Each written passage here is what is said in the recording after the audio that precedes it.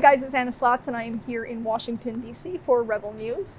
Guys, I came to Washington because I had heard that there was some potential for civil unrest, some disturbances, maybe even some riots in wake of what's going on with the U.S. presidential election.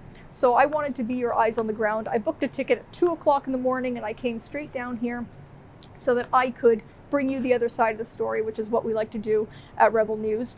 We all know that the mainstream media is a little bit dicey when it comes to accurately reporting on what's actually happening at these demonstrations, these mostly peaceful demonstrations, as they like to call them. Now, this isn't my first time covering a protest. I've been to Portland. I was in Washington, D.C. earlier this year in June. Some of you might have caught that coverage. And also in New York City, where I was arrested and thrown in jail for 2 days after I'd been trying to film some looters that were destroying a local business. It was wild. You can check out some of my footage.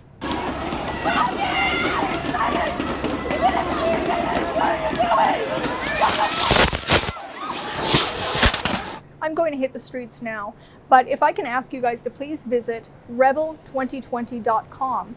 That's where you can go ahead and pitch in a donation to cover the costs of my economy class travel, my hotel, and maybe even some security to keep me safe and out of jail this time.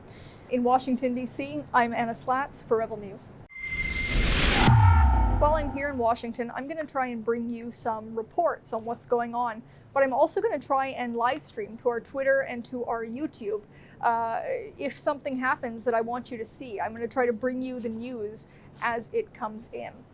But I have no idea when or what that might be. Things are so up in the air right now, much like the presidential election itself. So what I would recommend doing is subscribing to us on YouTube and hitting the notification icon so that you can be alerted whenever I am going live.